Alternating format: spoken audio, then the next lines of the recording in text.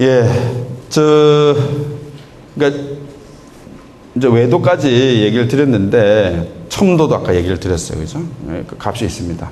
표준 전기분포보다 납작하냐, 표준 전기분포 모양이냐, 뾰족하냐를 통계량이 K가 나왔을 때 그게 3보다 크면 뾰족한 형태를 띠고 있구나. 이런 값들을 이제 보여주는 거예요. 이것도 다 매뉴얼에 다 있습니다. 여러분들 통계 패키지 매뉴얼 책 보면 다 나와 있어요. 이제 이 얘기를 평균과 분산과 외도와 첨도를 하는 이유는 통계학이 가지고 있는 단점, 분석 방법들이 다 표준 정규 분포 내에서 계산이 될 수 있도록 되어 있기 때문에 그것에 얼마나 가까이에 있느냐가 중요한 요소가 되는 거예요. 그래서 이런 통계량들이 중요하게 되는 겁니다. 자, 세 번째 이제 마지막인데요. 회귀 분석. 사실은 회귀 분석만 가지고도 한 학기를 강의를 해야 됩니다. 근데 여러분들이 어쨌든 공부라고 하는 것은 개인이 찾아가면서 공부를 하죠. 그러면 그때 어떤 식으로 이 회귀 분석을 이해할까? 회귀 분석을 제가 세 번째 꼭지로 만든 이유는 가장 대표적인 분석 방법이에요. 그리고 가장 정확하게 말하면 강력한 이 계량 분석 중에서 지금까지 발견된 분석 방법 중에서 가장 강력하고 완벽한 모형이라고 얘기를 합니다. 하지만 그 완벽을 유지하려면 맨 마지막에 적혀 있는데 5개의 기본 가정을 만족해야 돼요. 그런데 실제 그 가정을 만족하는 게 쉽지 않습니다. 그래서 회귀 분석을 변형시킨, 보완하는 분석 방법들이 계속 파생적으로 나온 겁니다. 자, 회귀 분석을 이해를 하기 위해서는 회귀 분석이란 말이 이런 말이에요. 한번 읽어보시고요. 이 갈튼이라고 하는 사람이 이렇게 얘기를 했어요. 비록 키가 큰 부모의 아이들이 크고 키가 작은 부모들의 아이들이 작은 경향이 있지만, 그죠? 일정한 키의 부모들에게 태어난 아이들의 평균 신장은 전체적으로 전체 인구의 평균 시장을 향해 움직이거나 회귀하는 경향이 있다. 즉, 비정상적으로 크거나 작은 부모의 아이를 키우는, 아이 키는 전체 인구의 평균 시장을 향해 움직이는 경향이 있다. 자, 키 큰 부모 두 분이 결혼을 하면 키 큰 아이가 나오겠죠. 나올 거라고 예상을 하죠. 키가 작은 부모에서는 키가 작을 거라고 가정을 하죠. 그러면 계속 키 큰 부모끼리 계속 나온 자녀가 또 키 큰 배우자를 만나면 또 키 큰 애가 나오면 어떻게 될까요? 키가 아마 3m, 4m, 5m까지 또 갈 수 있겠지요. 근데 그렇지 않다는 거예요. 그 키라고 하는 것은, 집단의 특성이라는 것은 전체 집단, 모 집단의 평균을 향해서 가려는 경향이 있다는 거예요. 자, 우리가 주택 가격이 오르고 내리고 오르고 내리고 합니다. 그죠? 마냥 오르지만은 않아요. 그죠? 어딘가로 회귀를 하려는, 어딘가로 수렴하려는 경향이 있는 겁니다. 그걸 보고 이 회귀란 말이 만들어졌는데 거기에서부터 출발한 모형이 회귀 분석입니다. 자, 보세요.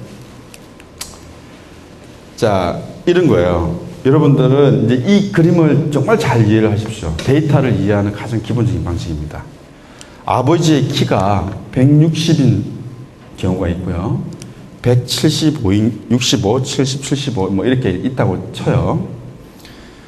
아버지 키가 160인 경우에서 태어난 아들의 키는 조사를 해봤더니 168 정도 되는 사람도 있고, 그죠? 167, 165, 160보다 작은 아이도 있는 거예요. 그렇겠죠? 제 키가 170이라고 해서 애 키하고 또 제 친구 키가 170이라서 그 애 키가 조금씩 다르겠죠, 그죠? 근데 그것의 평균을 내려보니까 요 값이 나왔어요. 여기 동그라미 안에 X표 있는 값이 나왔어요. 165, 신장이 165인 신장의 아버지 밑에서 태어난 아들의 키를 재어보니까 또 요런 값들이 있더라는 거예요. 그런 값들의 평균을 따져보니까 요 값이 됐어요. 170, 175 똑같이 이렇게 됐어요. 그러면 이거 보세요. 175에서 제일 작게 나온 애가 키가 요만큼이죠. 165에서 제일 크게 나온 애의 학생이 요만큼이에요. 그럼 이거 어떻게 돼요? 이 경우만 가지고 보면 키가 작은 아버지 밑에서 키가 큰 아버지 밑에 나온 아들의 키보다 큰 경우가 나오죠. 나옵니다. 그죠? 예. 하지만 그 값은 이쪽으로 회귀하려는 경향을 가지고 있다는 거예요. 이 평균치로 가까이 가는 거예요. 이 평균치를 연결을 하니까 어떻게 됩니까? 요런 직선이 되죠. 요걸 가지고 어떻게 합니까? 이렇게 얘기하죠. 부모의 아버지의 키가 크면 클수록 아들의 키도 크다라고 우리는 추론을 하는 거예요. 이해되셨나요? 근데 실제는 어때요? 누가 이렇게 주장을 합니다. 아닙니다. 우리 아버지 키는 165인데 제 아버지 키 180에보다 내가 더 커요. 165의 키는 170을 넘었어요. 175의 어떤 아이는 걔보다 작아요. 근데 이건 대표치가 아니죠. 그래서 평균을 내서 이 하나를 비교하는 게 아니라 이 평균을 비교한 선을 이었더니 이러한 오른쪽으로 증가하는 방향이 나왔어요. 이게 회귀식입니다. 그러면 이 기울기가 오른쪽으로 올라가면 어떻게 우리는 예측을 합니까? 아버지의 키가 크면 A의 키도 클 것이다. 자, 여기다가 주택담보대출금리를 넣어볼게요. 대출금리가 3%일 때에 주택 가격들의 움직임들이 있었을 거예요. 4%일 때 가격 움직임이 있었을 거예요. 어떤 사업만 보면 키처럼 대출금리가 낮을 때 집값이 더 떨어지는 경우도 있었을 거예요. 그죠? 증가율로 하게 되면. 근데 그것들의 표본들을 평균치를 계산 연결해 보니까 요런 값이 나왔어요.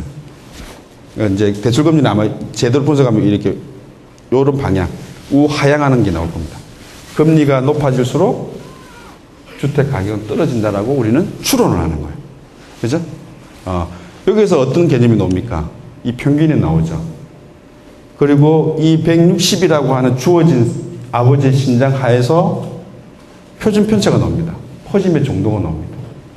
여기는 그림을 이쁘게 그리느라고 이 표준 편차가 비슷하죠. 그죠?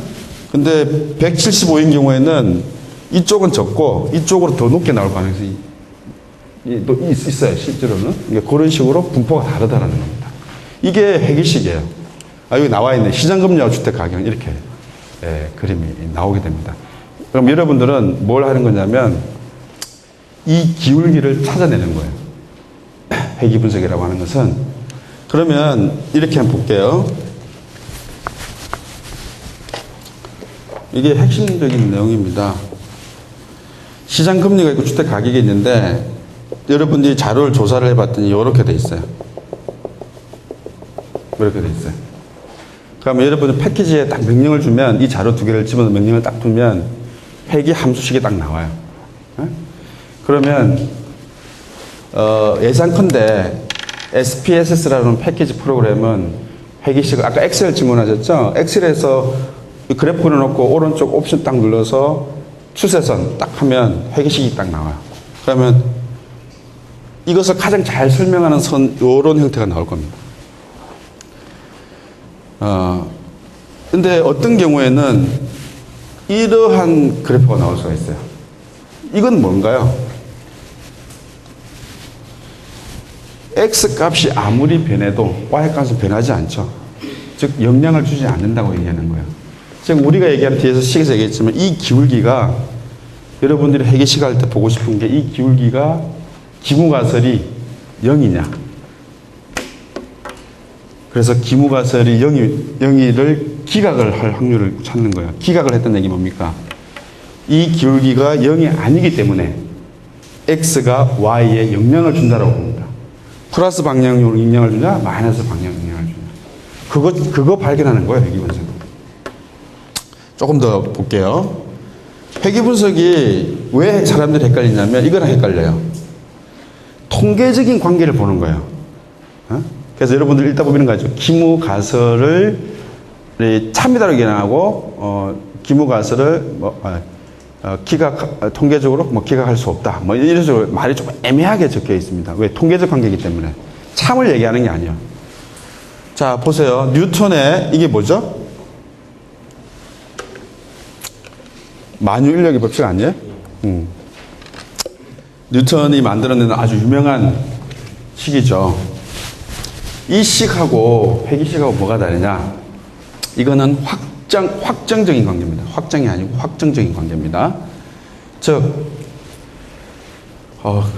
M1과 M2의 질량 곱하기를 뭐로 나누죠? 두 개의 거리의 제곱으로 나누고 특정한 상수값을 곱해주면 그것이 F라고 하는 값이 튀어나오는 거죠. 이거는 통계적인 문제가 아니에요. 2 더하기 2는 3. 죄송합니다. 이런 실수를. 가끔 이런 게 안 되더라고요. 2 더하기 2는 4. 2 더하기 3은 5. 이거는 뭡니까? 그냥 집어넣어 놓은 값이죠. 근데 앞에 그림을 보면 키가 160인 사람의 아들은 165. 이게 아니잖아요. 키가 175인 아버지의 아들은 130. 이게 아니잖아요. 키가 175인 아버지 밑에서 나온 아들의 키는 평균적으로 요만큼일 것이라고 추론하는 겁니다. 키가 170인 아버지에서 나올 애는 키가 이만큼이라는 게 아니라 이만큼이 평균일 것이다. 이것입니다. 그래서 그 회기식은 이 기울기가 평균적으로 이제 이런 평균을 연결한 선이 회기식이에요. 회기식인데 이 기울기가 의미 있는 선이냐? 의미가 없는 선이라는 건 뭡니까? 이렇게 수평을 이루고 있을 때 의미가 없죠. x가 아무리 변해도 y 값은 안 변하니까. 그 기무가설 기울기가 0이냐? 혹시 수업을 먼저 들어보신 분들 뒤에 나오겠습니다만은 y는 알파 플러스 베타 1 x1. 요거는 무슨 식이냐면 아까 뉴턴의 법칙과 같은 확정적인 식입니다. 근데 사실 통계학은 뭡니까? 이게 아니라 실제로는 오차가 있죠. 키가 170인 사람의 키는 175라는 얘기가 아니고 이 함수에서 나오는 게 아니라 평균적으로 키가 170인 사람들의 부모들을 그러니까 뒤에서 다시 설명을 할게요. 요거만 먼저 설명할게요. 이 베타 1이 0.001이 나왔어요. 그 기울기가 0.001이라는 얘기거든요. 그럼 이 값이 0이야? 그럼 기문과설이에요. 이것을 0이라고 우리가 봐야 돼? 이거를 지각을 하면 이건 0이 아니라고 보는 거예요. 즉 x가 y에 통계적으로 유의미하게 영향을 주고 있다고 보는 거고 x가 0이 얘라고 하는 기문과설을 채택을 해버리면 기각하는 게 아니라 채택을 해버리면 어떻게 됩니까? 0.01은 0이라고 봐야 돼. 그러니까 x는 y에 영향을 주지 않아. 통계적으로. 이렇게 해석하는 거예요. 요 식을 시장금리, 주택가격이란 변수를 데이터를 넣고 패키지 돌리면 y는 뭐 7 플러스 3.1 곱하기 x 이런 회계식이 나온다고. 그죠? 그때 이 개수값의 의미가 뭐냐? 방금 설명드린 이제 그런 의미로 이해하시면 됩니다. 뒤에서 조금만 더 설명드릴게요. 그래서 이런 함수적인 관계가 아니고 회계분석은 통계적 의존성에 있다는 겁니다. 통계적으로 그럴 것이다. 그래서 통계값이 나온 게 정답은 아니에요. 잘못된 값을 넣으면 잘못된 값이 나오게 됩니다. 자, 그래서 패키지는 막 아무 자료 집어넣으면 다 분석해냅니다. 자, x 독립변수 값을 뭘 넣느냐? 예를 들면 이런 거 우리 우스갯소리로 여자의 치마의 길이, 예? y 값은 경기 이렇게 넣었어요. 그랬더니 회계식이 딱 의미 있게 나왔어요. 치마의 길이가 짧아지면 짧아질수록 경기는 불황이다. 그 데이터 넣으면 그렇게 나왔어요. 예? 근데 이 개수값이 유의미해. 예? 0이라고 볼 수가 없어요. 근데 그게 이론적으로 뭐가 있나요? 그죠? 예. 물론 이제 해석하기 위해서 뭐 여러 가지 사회 현상적인 얘기, 사회적인 해석들은 하지만 이론적인 베이스는 없는 거예요. 그래서 아무 자료를 넣었다고. 예를 들면 누군가가 나타나서 뭐를 할까요? 우리 학생들, 사이버대학교 학생들의 나이와 주택 가격의 변화, 뭐 이렇게 했어요. 예를 들면. 근데 그게 통계적으로 유의미하게 나왔다고 해서 그게 해석이 가능한 건가요? 해석이 가능하지 않으면 그 분석 의미가 없는 거예요. 그죠? 그래서 통계 분석은, 그래서 제가 아까 통계 패키지 돌리는 거는 사실은 기술적인 거예요. 차 운전하는 거랑 같은 거예요. 조금만 연수받으면 할 수 있는 거예요. 내가 그 식을 쓸 수는 없지만 운전을 할 수는 있어요. 근데 전혀 엉뚱한 값을 넣거나 엉뚱한 이론도 없는, 그죠? 내가 했으니까 이렇게 될 거야 라는 주장은 기본적으로 사실 이론적인 베이스를 가지고 있어야 됩니다. 그래서 이론적 고려가 먼저 있어야 됩니다.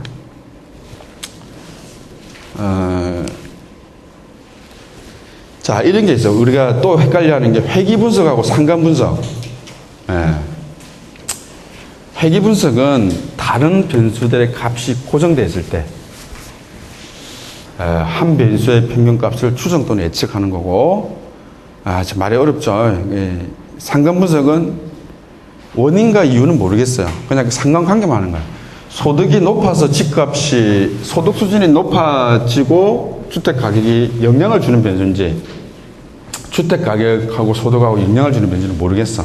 그냥 두 개가 자료적으로 어떤 게 원인인지는 모르겠지만 서로 상관관계가 있다라고, 상관이 있느냐를 보는 게 상관 분석이고요. 회귀 분석은 예를 들면 이런 겁니다. 폐암에 걸릴 확률이 종속 변수예요. 폐암에 걸릴 확률. 이게 Y. 그 다음에 이게 흡연 기간. 뭐 10년을 흡연했는지, 뭐 15년을 흡연했는지, 흡연 기간을 넣었더니, 이 값이 유의미하게 나왔어요. 베타가 얼마가 나왔냐면, 뭐 예를 들면, 7이라고 그럴게요. 그러니까 흡연 기간이 1년 늘어나면 늘어날수록 폐암에 걸릴 확률은 요만큼 값이 늘어난다. 이렇게 이제 해석을 하는 거예요. 기울기가. 네? 그런데 이건 하나잖아요. 근데 여기다가 변수를 하나 더 넣어요. 다중회귀 분석. X2. 여기는 뭘 쓰냐면, 그 사람이 시골에서 사는 사람인지, 도시에서 사는 사람인지로 구분을 해놨어요. 통제를 한 거야. 동일한 흡연 기간이라 하더라도 시골에 사는 사람과 그렇지 않은 사람의 차이가 얘가 의미해주고 있는 것이죠. 그래서 회귀 분석은 얘가 얘한테 영향을 준다는 건 뭐냐면, 이게 변수가 4개, 5개가 될 수도 있어요. 이때 이 개수값의 의미는 뭐냐면, 다른 조건들이 똑같을 때, 얘 변화가 얼마나 영향을 주느냐. 베타2는 X1이라는 조건이 똑같을 때 X2가 변할 때 얼마나 영향을 주느냐. 이걸 우리가 흔히 얘기하는 편미분이라고 얘기를 하죠. 전미분이 아니라. 상관분석은 그냥 두 개 그냥 관계만 보는 거예요. 이유는 모르겠는데, 실제 원인이 될 수도 있지만 단순히 두 변수의 확률적으로 관계가 있느냐. 아까 예를 들면 치마 길이하고 경기하고, 그렇죠? 그래서 상관관계가 있게 나왔어요. 근데 그게 진짜 원인이 되는 변수인지는 상관분석으로는 얘기할 수 없는 거예요. 그렇게 이해하시면 됩니다. 자, 보시면 종속 변수와 같은 말이 설명된 변수, 예측된 변수, 피회귀 변수, 반응 변수, 내생 변수, 결과 변수, 결과 통계된 변수, 뭐 이렇게들 이제 말이 나옵니다. 이제 표현의 방식이죠. 자극 변수. 이런 자극을 줄 때 반응을 하느냐. 큰 의미에서는 종속 변수와 독립 변수 범위 내에서 이렇게들 이제 해석을 하게 되는 통제 변수, 통제된 변수, 이런 말들을 참고를 하시길 바라겠습니다. 그 다음에 회귀 분석을 조금 더 뒤에 나오긴 할 텐데, 자료를 제가 중요하다고 얘기를 했습니다. 시계열 자료냐, 횡단면 자료냐. 자, 예를 들면 한 변수가 여러 시점에 취할 수 있는 값, 예를 들면 주식 가격, 주택 가격 지수, 실업률, 월간 주택 가격 지수, 이런 시간에 따라서 자료가 축적이 되어 있는, 그죠? 이걸 시계열 자료라고 얘기를 합니다. 횡단면 자료는 일정한 시점, 2010년 인구 주택 총조사, 2010년 시점에 모든 사람들 조사를 한 거죠. 그죠? 이게 횡단면 자료입니다. 이런 횡단면 자료가 또 대표적인 설문조사죠. 7월 1일부터 7월 10일 동안 명동에 가서 조사를 했다. 그 기간 동안에 조사한 횡단면 자료입니다. 오늘 조사하고 내일 조사하고 계속 며칠 동안 조사했다. 시계열적인 자료가 되겠죠. 두 개가 합쳐져 있으면 그걸 패널 자료라고 얘기를 합니다. 한국 노동 패널 같으면 1990년에 조사를 하고 그 사람을 똑같이 1995년에 또 조사를 하고 그 사람을 똑같이 그래서 추적해 나가는 거야. 횡단면 자료와 시계열 자료. 그게 이제 가장 많은 정보를 담고 있는 자료입니다. 시계열 자료는 어떤 특성을 가지고 있느냐? 이게 이제 좀 복잡해진 얘기인데 시간이 영향을 줘요. 그죠? 시간이란 물가는 계속 물가의 가격은 예를 들면 짜장면의 가격은 계속 올라왔죠. 시간에 의해서. 근데 시간이 뭔가 영향을 준다라는 것을 제어를 하지 않으면 그 영향을 고려하지 않으면 회계 분석이 이상한 모양이 나오기 때문에 그걸 보통 이제 타임 시리즈 리그레션이라고 얘기를 합니다. 거기에 대한 그걸 조정한 분석 방법도 할 수 있고요. 횡단면 자료는 그러니까 시계열 자료는 어떤 관계가 있냐면 X1과 X2 독립변수 두 개가 서로 독립적이어야 돼요. 분석을 할 때. 근데 X1과 X2는 서로 이론적으로 아무 관계가 없는데 시간이 올라가면 갈수록 두 개가 증가하는 그런 값이기 때문에 X1과 X2가 굉장히 상관관계가 높게 나와요. 이론적으로 상관관계가 있을 수는 없는데 그런 시간적인 그걸 이제 우리가 자기 상관이라고 얘기를 합니다. 여러분들 나중에 회계분석 하다 보면 두 변수 간의 독립적이냐 자기 상관관계냐 이런 것들을 보게 됩니다. 횡단면 자료는 어떤 게 있냐면 이분산성이라고 해가지고 분산의 정도가 상당히 많이 달라요. 퍼짐의 정도가. 이제 그런 차이는 이 자료가 가지고 있는 형태 때문에 생길 수가 있어요. 그래서 여러분들 쉽게 쓰는 방법은 이런 이제 SPSS도 시계열 자료 분석을 할 수는 있는데 조금 더 파워풀한 걸 하려면 이제 이비주나 가우스 같은 걸 써야 되고 이비주도 조금만 스타디하면 할 수 있어요. 우리 제 학생들도 다 합니다. 조금만 가르쳐 드리면 횡단면 자료는 이제 SPSS로 보통 분석을 많이 한다. 이렇게만 일단 알고 계시고 어떤 패키지를 쓸지는 그때 자료를 가지고 판단을 하시면 됩니다. 패널 자료, 그 다음에 풀 데이터, 뭐 이렇게 표현들을 합니다. 보시길 바라고요. 그래서 아까 이제 제가 아까 좀 용기를 드리고 싶어 하는데 계속 얘기하다 보니까 여러분들이 이제 점점 이제 이게 함정에 빠지는 느낌 예, 들죠. 예, 써놨습니다. 분석 모형을 직접 손으로 할 필요도 없고 컴퓨터 패키지 프로그램을 이용해서 분석하면 됩니다. 회계 분석을 구성하는 행렬식, 우리가 지끈지끈한 행렬식 대수학 기하학에 반드시 정통해야 할 필요가 없습니다. 다만 그게 어떻게 작동해서 어떤 결과를 나오면 어떻게 해석해야 되는지를 이해하면 되는 겁니다. 여러분들은 통계학과 학생들이 아니기 때문에 아까 계속 말씀드린 것처럼 자동차 제작을 하는 것과 자동차를 운전하는 건 다릅니다. 통계학에서 행렬식 대수학 기하학을 하는 것은 자동차 제작에 해당되고 여러분들이 회계분석을 쓰는 것은 그냥 자동차 운전하는 겁니다. 운전하는 방법만 좀 배워서 하면 되는 거예요. 그래서 목적지까지 가면 되는 거예요. 그렇죠? 예. 가다가 고장이 나면 고장이 날 것 같다 그러면 그거 잘하는 사람 가서 고쳐달라고 하면 되는 거예요. 예. 그런 마음으로 논문 쓸 때 이렇게 통계 패키지 회계분석이나 기타 뭐 서바이벌 어나리시스 뭐 이런 것들을 할 때 교차 분석하고 이런 거 할 때는 어렵게 생각하지 마시고 자동차 운전하는 것처럼 하면 된다. 그러면 다른 사람 해놓은 거 구경해도 되고 아니면 잘 아시는 교수님이나 친구한테 가서 야 이거 좀 돌려줘 이렇게 해도 돼요. 그렇죠? 예. 아르바이트 고용해가지고 해도 됩니다. 근데 전문적인 지식이 없기 때문에 이 데이터가 제대로 들어간 데이터인지는 몰라요. 그래서 본인이 하는 거예요. 그 작업이 제일 중요하다는 거예요. 돌려주기는 누구라도 돌려줄 수 있어. 그렇죠? 해석을 못하고 그 다음 또 작업을 하면 또 돌려달라고 해야 되는데 백날 돌려야 비슷한 결과가 나옵니다. 그래서 그까지 가기 전까지를 이해하시면 돼요. 뭐 저랑 이제 인연이 생겼으니까 뭐 혹시 저한테 연락을 하셔가지고 이거 돌려야 되는데 이게 제대로 해석되는 게 맞나요? 이메일로 주셔도 좋고. 그런 식으로 해결해 나가면 됩니다. 다만 이제 와이프한테는 물어보지 마세요.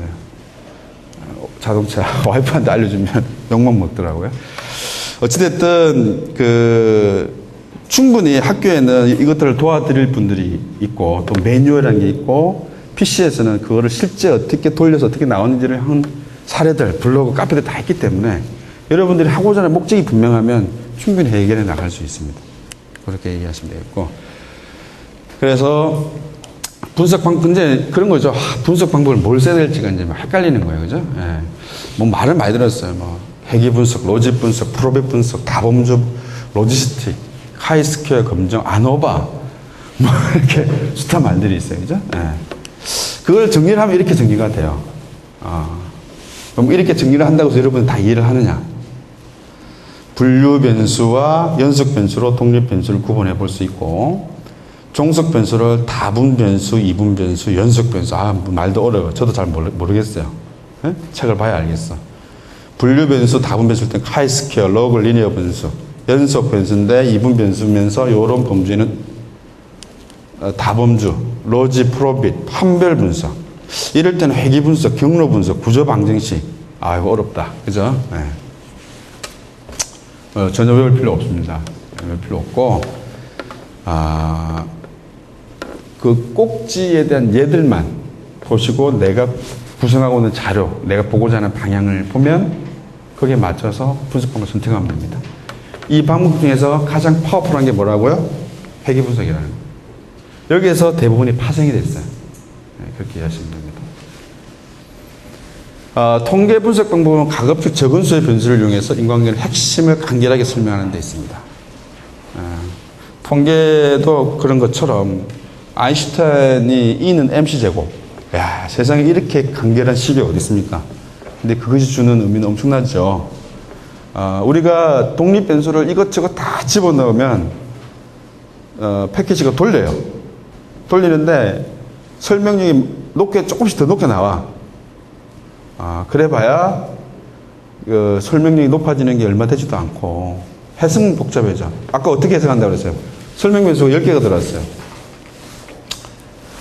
다른 모든 조건이 동일하다고 가정할 때 이 변수가 얼마나 영향을 미치느냐. 이런 걸 해석하는 거란 말이죠.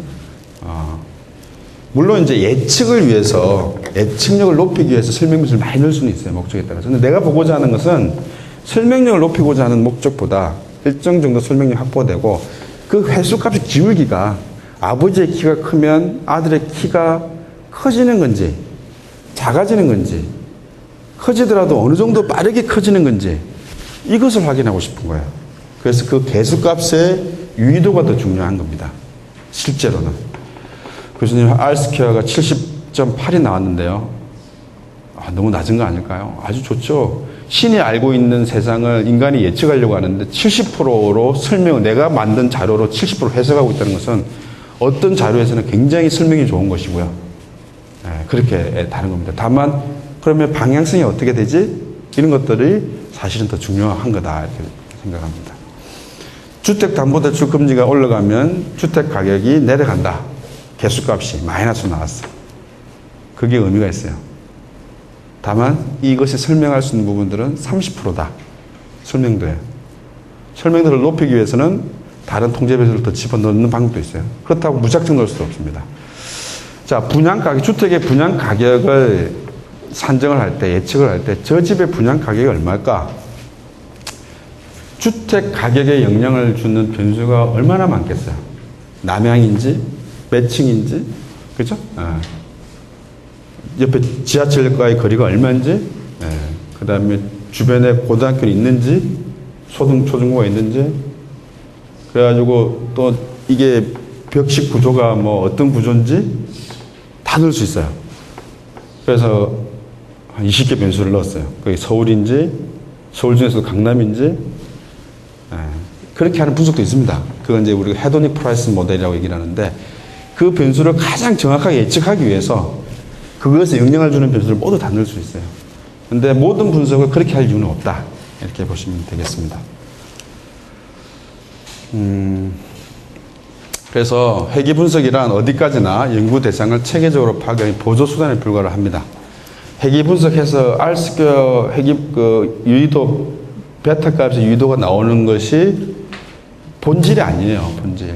여러분들은 회계 분석 안 해도 자료 가지고 그래프만 그려봐도 대략적인 상황을 판단할 수 있습니다.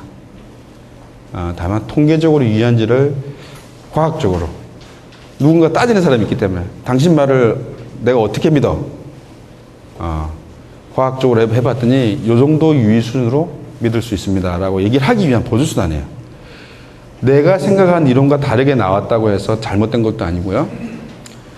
새로운 발견일 수 있죠. 새로운 발견일 수도 있고 그 다음에 뭔가를 주장을 할 때 이 회계 분석을 통해서 여러분들 워렌 버핏이 아닙니다. 그죠? 저도 아니에요. 그래서 제가 뭔가를 주장을 할 때 이런 분석 방법을 쓰는 겁니다. 내 말 안 믿으니까. 근데 이제 민간 기업에서 이거 분석을 쓰잖아요. 그러면 위에 이제 사장님이나 뭐 전문인 본부장이 딱 보고 어떻게 합니까? 복잡하다 그래서 이해를 못 하시니까. 그까지 안 해도 다 아는 걸 뭐 그렇게까지 해야 되냐. 하지만 우리가 어떤 학문적으로 접근을 할 때 누군가한테 내 주장을 객관적으로 해주고 싶을 때 쓰는 보조수단이다. 그렇게 이해하시면 됩니다. 아까 제가 그 아버지의 키와 아들의 키를 개념적으로 그래프를 보여드렸는데 이런 거예요.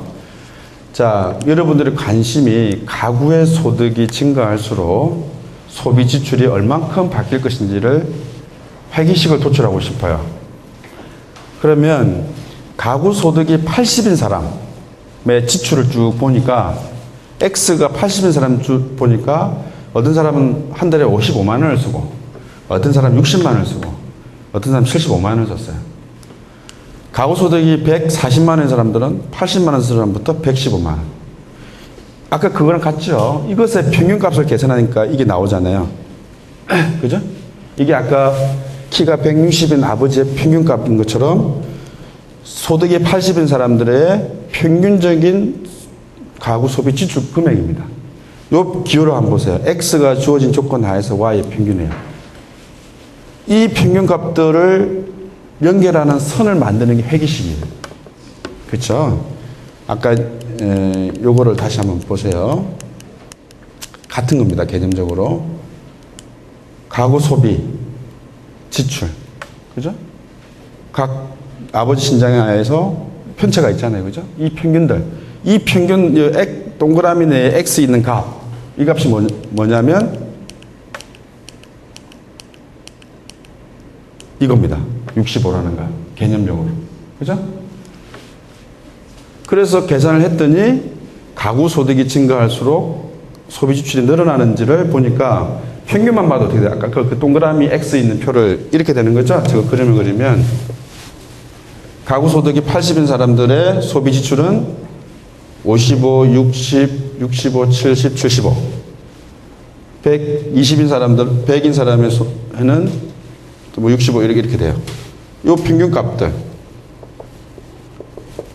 요 값이 뭡니까? 65, 77, 89예요. 요거를 연결한 선이 회계식이랍니다. 그럼 이거를 연결하려면 수학을 해야 돼. X, 이걸 이제 읽을 줄 알아요. X가 80인, 가구 소득이 80인 사람의 평균적인 소비 지출은 expectation 얼마냐? 65. 아까 65였죠, 그죠? 이제 이렇게 표현하는 겁니다. 그냥 Y는 뭐예요? Y는 그냥 Y의 평균 X와 관계없이 이 값들을 다 더해가지고 나누기 개수만큼 해주면 평균이 나오죠. 그랬더니 얼마가 나오냐? 121.2가 나와요. 즉 회계 분석은 참 재밌는 게 그냥 평균적인 소득값, 무조건적인 소비 지출의 평균은 121.2가 나왔지만 가구의 소득이 80인 사람들의 평균 소득은 65고 가구 소득이 260인 사람의 평균 소득은 173이라는 정보가 나와요. 이 정보들을 연결을 해서 하나의 선을 만드는 겁니다. 그래서 그 선이 플러스 방향을 향하고 있느냐 마이너스 방향을 나오고 있느냐 또는 거의 0에 가까운 아무 관계가 없는 거냐 이것을 발견하는 게 회계 분석입니다. 자 봅시다. 한 가구의 주당 소비 지출의 기대치는 얼마냐? 주당 소득이 $140인 가구의 지출은 얼마냐? 그죠? 여기서 제가 드리고 싶은 얘기는 뭐냐면 소득 수준을 아는 경우가 모를 때보다 훨씬 더 평균값을 잘 예측할 수 있다는 거예요. 즉 평균적인 주당 가구 소비출을 그냥 예측하는 게 아니라 얘한테 영향을 주는 이러한 가구 소득이라고 하는 변수들이 존재했을 때 Y를 훨씬 더 잘 예측할 수 있다는 거예요. A 6학년 1반의 수학 성적과 6학년 2반의 그러니까 예를 들면 A 고등학교의 수학 성적의 평균 70. 너무 막연하죠. 6학년 1반의 수학 성적을 계산할 때 72, 6학년 이하는 얼마 이렇게 이제 구분해서 정리하거나 또는 거기다 지역 변수 넣고 했을 때 훨씬 더 그 설명력을 높일 수가 있다는 겁니다. 자, 아까 그런 그림이에요. 이걸 이제 그래프로 그려보면 이렇게 됩니다. 여러분들 엑셀에서 X의 가구당 주당 소득 쭉 집어넣고 원래 엑셀은 아까 그렇게 넣지 않죠. 엑셀에는 이거 참 어렵게들 많이 생각을 하시는데 이거는 제가 손으로 계산하기 쉬우라고 이렇게 해놨지만 실제 데이터는 이렇게 안 들어가 있죠. 어떻게 들어가 있어요? X와 Y가 대칭이 되어 있습니다. 자, X가 80이면 Y가 55인 경우가 있고 X가 80인데 60, 80인데 65 이렇게 돼 있고 그 다음에 100이 들어가면 100이고 65 자료가 이렇게 들어가 있다고요. 이해되시죠? 네. 제가 표현을 이렇게 해서 그랬지 실제 여러분들이 조사한 자료들은 저렇게 들어가 있어요. 자, 첫 번째 사람의 가구 소득은 80인데 그 사람의 소비 지출은 얼마? 55만 원. 두 번째 사람을 설문조사를 했더니 두 번째 사람의 가구 소득도 80이야. 근데 이 사람은 소비 지출이 60만 원이야. 세 번째 사람. 그리고 한 100번째 사람, 예를 들면 20번째 사람을 조사했더니 그 사람의 소득은 100인데 그 사람의 소비 지출은 65만 원이야. 이렇게 들어가실 거라고요. 그럼 이거를 엑셀에서 딱 집어서 쭉 당겨서 그래프 딱 그리면 어떤 그림이 나오죠? 요게 나올 거예요, 요게. 요 점들이 나올 거예요. 네? 그럼 요게 점 딱 클릭해서 오른쪽 마우스 눌러서 추세선 딱 하면 이 선이 딱 그려집니다. 한번 해보세요.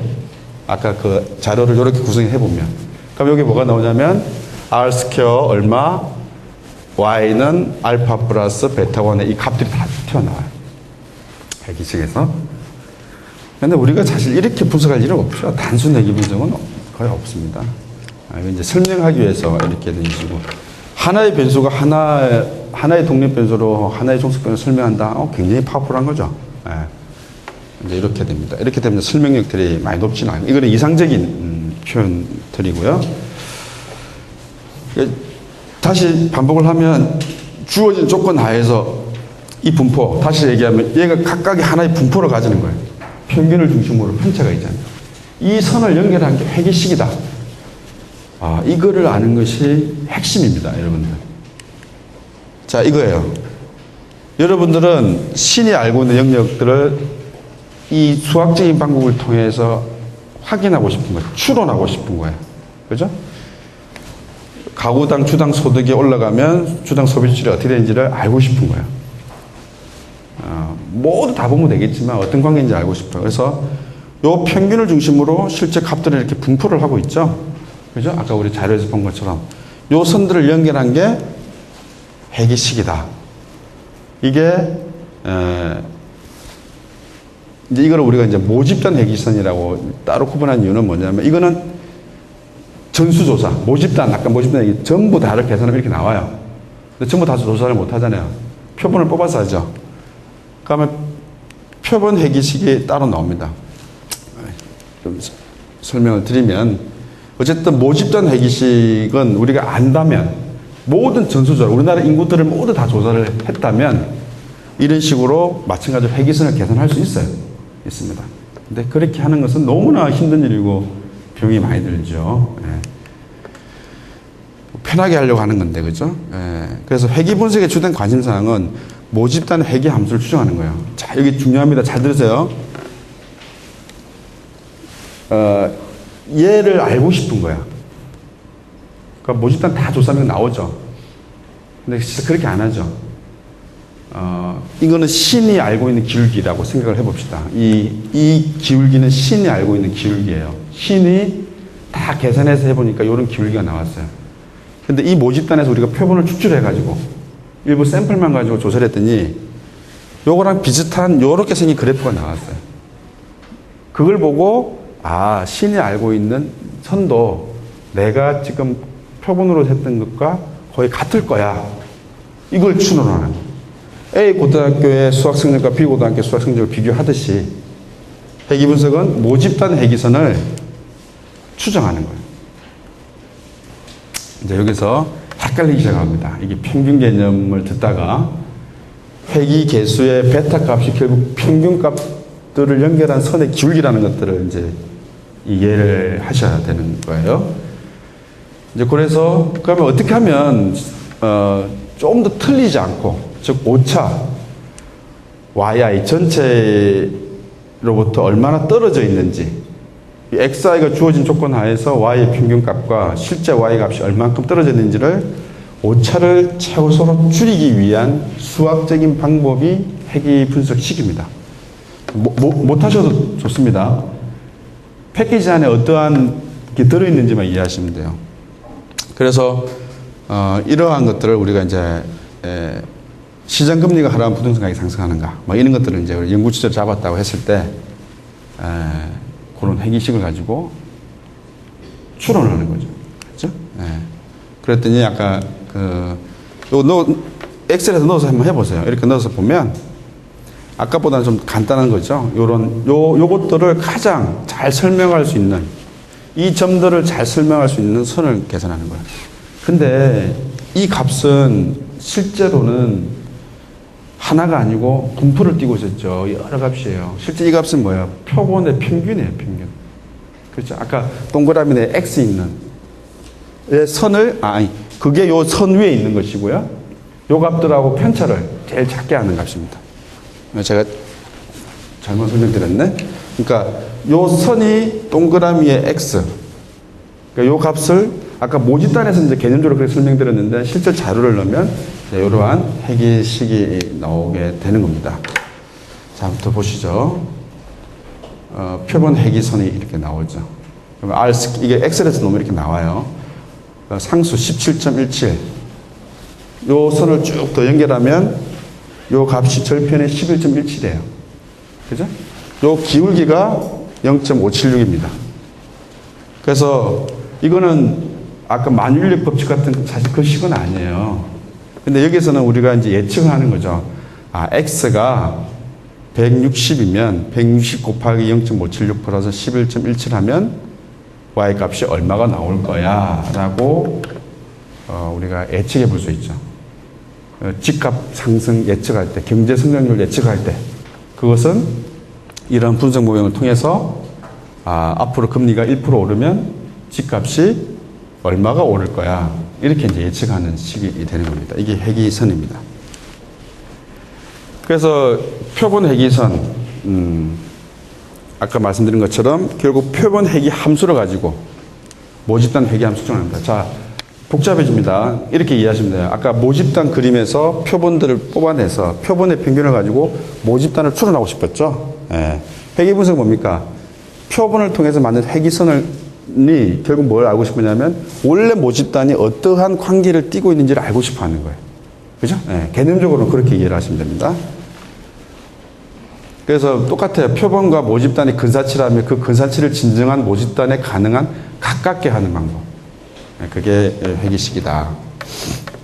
그래서 그것을 이 가우스가, 독일의 수학자 가우스가 계산을 했어요. 그래서 그럼 요 식을, 이게 이제 오차가 들어있죠. 알파, 베타를 어떻게 구할 거냐. 그랬더니, 이걸 집어 넘겨서 오차, 최소 자성, 이 오차를 최소화, 미니마이즈 하는 함수식을 이거 풀 수 있으면 풀어보세요. 이거 아마 고등학교 2학년 정도 수학이면 충분히 풉니다. 근데 안 푸셔도 좋습니다. 그래서 아까 우리 엑셀에서 있는 회귀 계수 값하고 SPSS 같냐로 한 얘기는 같을 수밖에 없죠. 왜? 방식이 똑같으니까. 들어가 있는 수학적인 방식이. 그 패키지가 이 계산을 다 하도록 해놓은 거예요. 그죠? 네. 그래서 이걸 이 편미분하고 편미분 표분해서 알파 헷, 상수항, 베타 헷, 이렇게 값이 나오는 거예요. 네? 이건 여러분들 좀 제가 설명드릴 수 없고, 이러한 모듈에 의해서 그 식이 나온다. 라고만 알고 계시면 됩니다.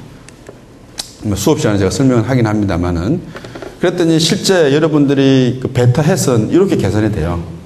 근데 여러분들이 손을 넣어서 이렇게 딱 계산 못 하죠. 그래서 이 값, 이렇게 해서 계산된 베타 헷의 값이 무엇을 의미하느냐. 즉, 회귀식, OLS라고 하는 것, 최소 제곱법이라는 것은 오차형의 제곱합을 최소로 하는 알파와 베타를 추정하는 거예요. 베타 헷이 얼마고, 알파 헷이 얼마고를 추정하는 것입니다. 이렇게 계산이 된다는 정도만 이해하시면 되겠습니다. 그러면 실제 계산을 해보고 싶다. 손으로 풀지는 못하더라도 계산을 해보고 싶다 그러면 아까 X와 Y가 있으면 X의 평균 구하고 Y의 평균 구하고 그 다음에 각각에 대한 편차 구하고 XI, Y에 곱하고 이렇게 막 계산하면 패키지 안 돌려도 이런 회귀 함수식을 여러분들이 계산기나 엑셀을 가지고 할 수 있어요. 할 수 있습니다. 근데 그런 일을 할 이유가 없죠. 근데 이제 이해를 하기 위해서는 한번 해볼 수는 있다. 이렇게 이해를 하면 됩니다. 이것을 누가 해준다? 패키지가 해준다. 하나 정도면 엑셀에서 해보겠는데 이 변수가 X가 독립 변수가 한 개가 아니고 두세 개가 된다. 계산 불가. 손으로 계산 불가. 컴퓨터 힘을 빌려야 됩니다. 그것을 패키지가 해준다. 이렇게 이해하시면 돼요. 그 알파와 헷과 베타 헷의 의미를 이해하시면 돼요. 다 설명했어요. 자, R 스퀘어가 0.806. 이 선이 이 자료를 얼마큼 설명하느냐? 80% 설명한대요. 네? 네. 0.6. X와 Y 이 기울기가 0.6이에요. 절편은 25고. 네? 네. 플러스죠. 그럼 얘가 통계적으로 유의미한지는 통계량을 봐야 되겠죠. 0.6이 알고 싶은 게 뭡니까? 이게 0이야? 이게 0, 이게 어떤 사람은 쳐다보면서, 야, 이거는 거의 0이야. 거의 관계 없는 거야. 라고 주장할 수도 있고, 어떤 사람은, 아니야, 봐봐. 이 정도면 관계가 있는 거야. 근데 그것을 통계량으로 보여주는 거예요. 자, 유의수는 1% 확률에서 T값 0.6은 0이라고 하는 기무가설을 기각을 했어.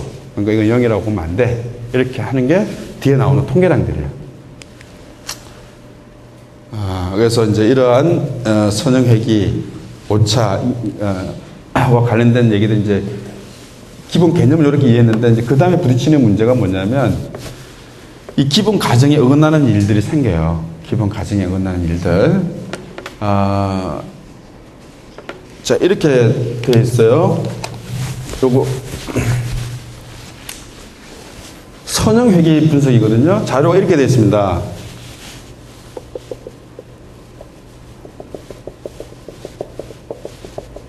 이렇게 되어 있어요. 이 집단 X와 Y의 관계를 제일 잘 설명하는 선은 이걸 회귀 분석 돌리면 어떻게 나와요? 엑셀에 한번 놓고 한번 해보세요. 돌리면 어떻게 나오냐면 이렇게 나옵니다. 이렇게 나와요. 선형회귀. 회귀 분석은 선형회귀이기 때문에. 근데 여러분들 눈으로 봐도 이거는 이렇게 하면 안 되고 어떻게 해야 돼요? 이런 선이 나와줘야 오차를 최소화하는 형태의 선이겠죠. 근데 회귀식은 선형 회귀식이기 때문에 이렇게 추정이 됩니다. 그래서 이때 자료의 변환이 일어나는 거예요. 이 x 값에다가 로그를 취해주거나 지수함수로 우리 수학적인 방식으로 변환을 시켜주면 이 값들이 선형의 점으로 바뀌게 됩니다. 모든 게 바뀐다는 건 아니에요. 네, 그런 식으로 자, 여러분들 이렇게 생긴 함수식 고등학교 때 뭡니까? y는 2의 x, y는 log x 이런 거죠. 이 함수식이 이 자료를 변환시켜 주거든요. 선형관계로. 그래서 회귀 분석은 선형관계를 보는 거예요. 베타의 기울기가 0이냐 아니냐, 선형적인 관계가 있느냐를 보여주는 거예요. 그렇다 보니까 이렇게 된 자료를 변환을 시켜줘야 됩니다. 그리고 다시 불러드려요. 이제 여기까지 가면 이제 조금 더 복잡해지죠. 뭐 여러분들이 다 회계 분석을 할 분들은 아니니까 이제 이렇게 결국 자료의 특성을 이해하는 게 굉장히 중요하다. 이것들을 고민하시면 되겠고, 또 여러 가지 과정이 있습니다. 이거는 뭐 이 시간 다 설명할 수는 없고요. X의 값과 오차는 서로 관계가 없다. 뭐 이런 가정도 있고요. 근데 이 가정을 다 만족하는 분석은 없어요. 근데 이게 얼마나 심각한 정도냐의 차이는 있죠. 그래서 그 심각한 정도를 하기 위해서 아까 예를 들은 것처럼 약간 아웃라이어 이상치 같은 것들은 제거한다든지, 또 시간적인 변화를 감안하기 위해서 어떤 조치를 취해준다든지 이제 이런 것들을 하게 되는 겁니다. 가정 3, 가정 4, 가정 5, 가정 6, 가정 7. 아주 완벽하다고 했는데 저것이 완벽하려면 이 7가지 가정을 다 만족해야 돼요. 이렇게 쓰면 사실 거짓말이 되죠. 불완전한 거예요. 그러니까 이 전제 조건 안에서 완벽한 겁니다. 그래서 여기에서 어긋나는 문제들을 풀기 위해서 그 다음에 여러 가지 버전들의 회계식의 방식들이 나오고, 로지스틱, 프로빗, 로짓 이런 분석들이 나오고, 타임 시리즈 방법이 나오는 것들이 이런 가정들이 파괴될 때 그런 방법들이 나옵니다. 그때는 이제 찾아서 하는 것이죠. 공부를. 예, 아이고 길게 왔네. 제가 회계 분석을 예를 들어든 이유는 회계 분석을 꼭 하라 이런 의미가 아니라, 논문을 쓰실 때 가장 핵심적이 되는 이해가 여기를 이해를 하고 있으면 이게 어떻게 계산이 되는 건지를 알고 있고, 이게 평균적인 선의 연결선이라는 것을 이해한 것과 그렇지 않은 것은 굉장히 다릅니다. 그리고 더 중요한 것은 자료를 어떻게 처리를 하고 넣느냐. 아까 여기까지 오게 되면 자료도 상당히 달라지죠. 자료를 또 이제 계속 어딘가에 부딪히게 돼 있어요. 그죠? 운전을 하다 보면 여러 가지 장애 요소가 나오죠.